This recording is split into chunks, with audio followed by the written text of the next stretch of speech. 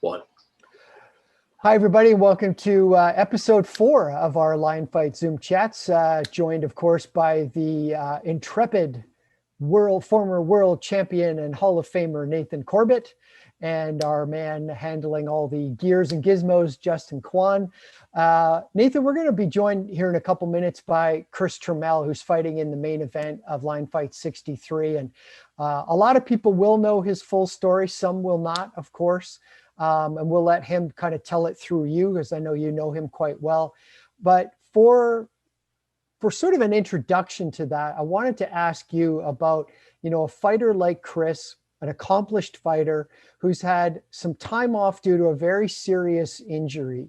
Long story short, very significant motorcycle accident, underwent numerous surgeries and had a long battle back from that. What do you think, as a former fighter, is the toughest part for an active fighter now to come back from that type of long, serious layoff and be jumping back into battle? Yeah, look, the hardest thing, is probably, other than like the fight sort of like, nerves of being there regularly, like, when you fight more often, and as soon as you jump back in the ring, you're like, oh, I've been here yesterday. Even when I was fighting and I had like 6 months off between fights, like, wow, like, it's sort of an odd kind of feeling. So other than that thing, which, he will not really be able to fully grasp that until he jumps into the ring and the lights are shining on him. That's going to have to be up to him in that one moment. But leading into that time, it's really just the conditioning of the body. When you're young and you're training consecutively from, like, let's just say if you started at 15 and you're fighting for 15 years, and you just, every year you're training, you're getting harder, your body's getting conditioned, it's getting used to it. And I use that as in context with myself since 6 years, not competing and not training every day. I don't have the time to be banging my body, conditioning machines, conditioning the armor of the Muay Thai warrior. And that's usually the hardest thing as we get older, to be able to be conditioned enough to last, in a proper battle. So for me personally, I know that's a battle. And for Chris, it's been a battle to overcome injury, to overcome, all these adversities, but get to that point where he's super hungry. And I did have a chance to chat to him previous to this conversation today. And it's really just his will to win and his such deep desire to finish his fight career in his own hands, versus it being taken away from him, via accident or via other circumstances. So he's hungry as he's ever been ever before. And I feel like that is the overcoming edge between physical pain and pushing through it. And he's one tough soldier, that's for sure. Do you think there's anything in the back of the mind for a fighter who's been through as much as he has about how will I hold up when that first punch or kick hits me? Is my body as ready as I think it is? Look, he's experienced, and he's not just sort of like, oh yeah, let me have a fight and I'm not ready. He's kind of been preparing for this fight for the last, let's just say the last 2 years. He mentally had that switch where 2 years ago at Lion Fight, when he brought one of his fighters, Josh, onto the show, he's like, I want to fight, but he wasn't doing what was required to get him to that place. But he flicked that switch mentally, like, I do want to be back there. So over the last 2 years, and especially the last year, he's really sort of honed himself in and really gone in and been disciplined enough to do the work that's required to get to that place. So I really feel confident in his body that he's going to be able to handle whatever's, being thrown at him come fight night. All it will matter from that point on is, under the stage, under the lights, under the pressure of performing, will the time off make the difference? Will the time off not make the difference? Will the hunger overcome any of the time off? Will the nerves kick in? Will they not? So, I mean, from our conversation, he's very confident. He's very, very aware of his situation, that he hasn't fought for years, but he's feeling like he's feeling the best he's felt in a very long time. So he's definitely stepping in there come February 12th, a very confident man. Well, let's let you run with it then. You've had a great conversation with Chris very recently, so let's bring Chris in and have you sort of run down that chat for everybody. Absolutely. Let's do this.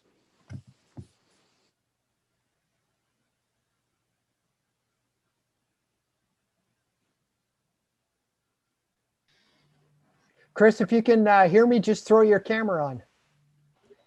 All right, so now we will go to Austin, Texas, and be joined by Chris Tramell, fighting in the main event of Lion Fight 63 on February the 12th in Wyoming. And Chris, we're very happy that you could join us. And we wanted to kind of, get sort of an abbreviated version of just everything that you've been through in the last year or two. I know it's a long story, but we know that you've been through so much, and I think we're going to have Nathan kind of take the reins on it because he knows full well what you've been through. And so Nathan, why don't you take Chris through a couple of the questions that we have for him? Yeah. Hi, Chris. How you feeling? What's up, brother? We had a good chat there a few weeks ago, and yeah, for the sake of the amount of time we have, we're not going to ask the full life story and whatnot, Right. but let's just briefly just talk real quickly about at least the injuries that you suffered those few years ago. Just give us a rundown on the injuries, and then we'll move forward from that into the progression of where you are today. Right. So I hit a steel pole with my body at 60 miles an hour flying off a bike, and pretty much all the damage was internal. So I broke 6-7 ribs, broke a part of my spine. I punctured my lung, shattered my kidney, ruptured my spleen. In the end, I had to have 2 different organs removed, one of my kidneys and my spleen, and had to have basically a incisional hernia repair because they made a 10-inch cut into my stomach to go ahead and get into all that. So by the end of it, they told me I'd be lucky to ever do a sit-up again, definitely not fight or lift weights or do anything like that would put pressure on it. Well, there you go. without having to go into any more details, that pretty much tells you that you were messed up, or tells everyone listening that you were pretty messed up. And as the doctor said, you wouldn't be able to sit up again, let alone fight again. Now, how many years ago was that? That was 5 years ago now. 5 years ago. And 5 years ago. Here we are. I remember a few years ago, we were chatting at a live fight event, and you were, you had that hunger in the belly. It probably didn't kick in till we were in Sweden last year or the year before, 2019. We were in Sweden, and you're over there and you had that hunger.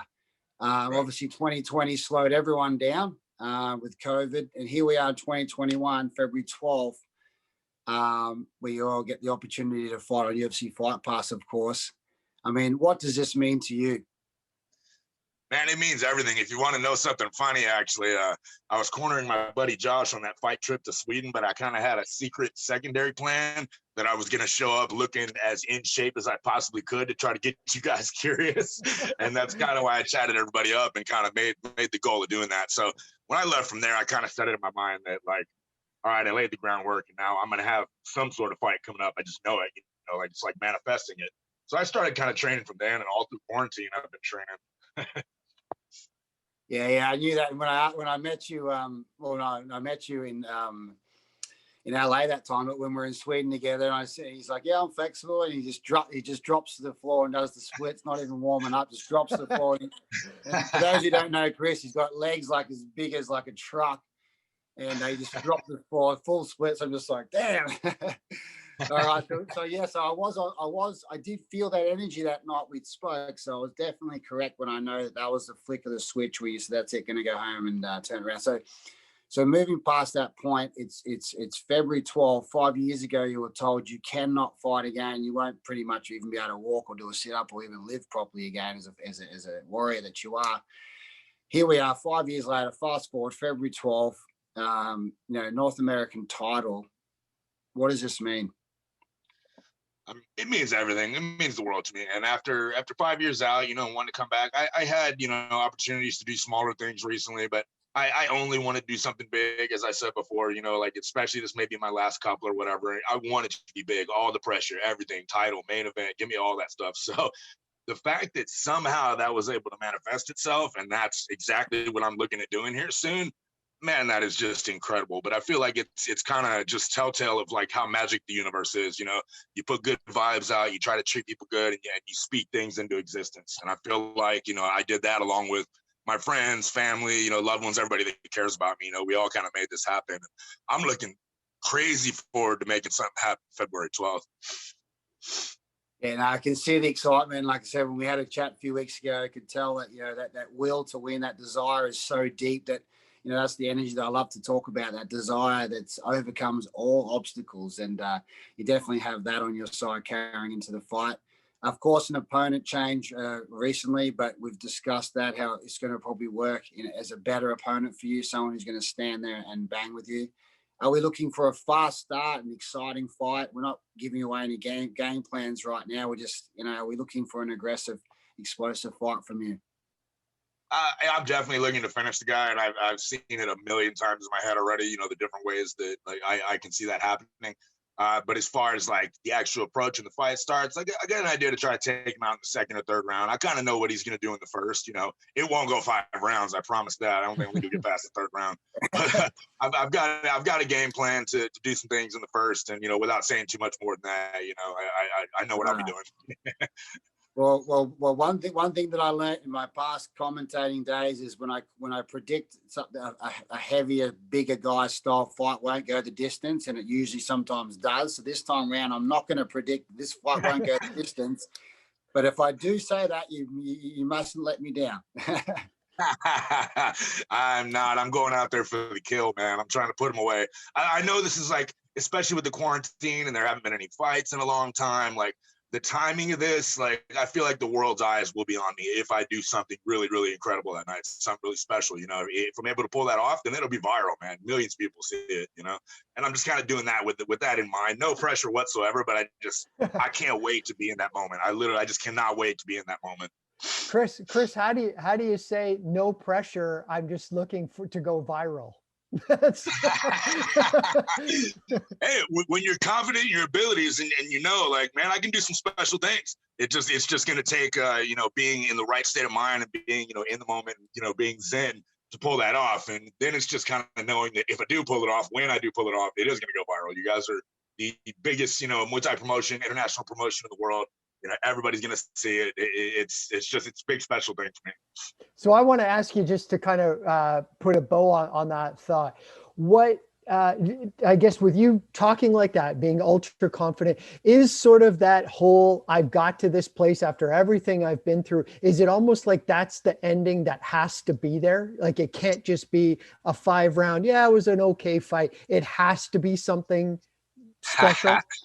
That is so great you asked that, because I've been thinking about this lately. Like, my life is one of such extremes. I never say no to anything, and I've had just incredible things happen to me, a little more unusual than people tell me on average, you know. And it seems only fitting that after all this stuff that I'm gonna put that kind of ending on it, you know. Almost so much so that, like, I don't feel like I have to put that kind of ending on it. I feel like it's already on it. Like, this is already a done deal, you know. I'm just walking through the steps now, going through the motions, and going to do what I got to do that night. But even if, you know, let's say something went, you know, we went the distance, or if I came up short or anything like that, it's still amazing. And I'm so 100% appreciative and full of gratitude to be able to do this once again.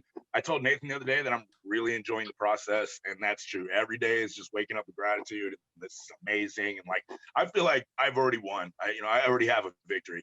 Going out there and winning it in the ring, I'm going to do that for everybody else, for all the people that have my back, that didn't give up on me, you know, that were there for me in these last couple of years. You know, I want to go win it so badly for everybody, you know.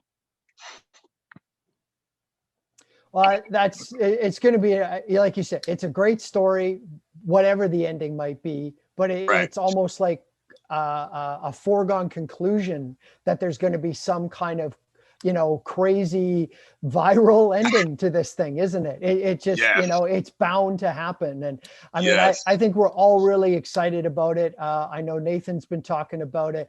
I think this is a fantastic main event for the debut on UFC Fight Pass. It's its own story, and the story's going to play out. So I know that we're going to have more on your story. UFC Fight Pass, UFC.com is going to have more on your story very shortly leading leading up to the fight. So to wrap it up, we're just really excited to see you back, Chris. You're such a good dude for starters.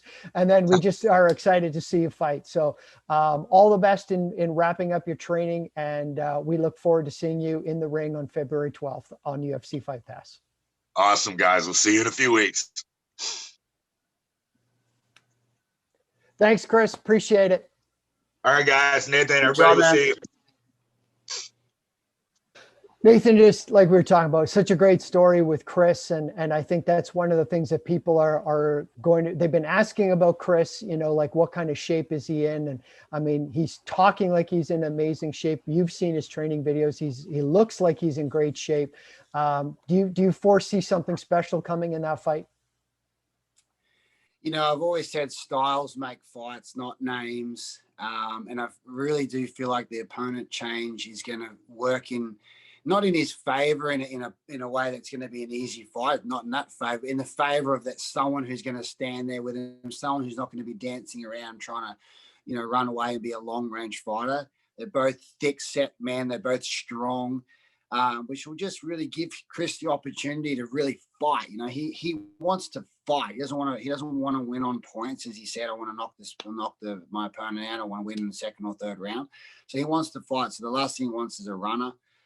He's not going to get that. So this is perfect. This is what we want. This is what, you know, we want for title fights. This is what we want, especially as the boys are getting bigger. You know, the 185 to 190 pound weight division. We want fights to be exciting and, of course, knockouts. Well, I think we're in for a good one. So that is the main event on February 13th, Line Fight 63, the debut event on UFC Fight Pass. Chris Tramell against Hassan Hosseini in the main event for the North American Cruiserweight title. Nathan, thank you for your time and all your preparation and talking to Chris beforehand. Justin, thank you. And we will see you on the next edition of Line Fight Zoom Chats.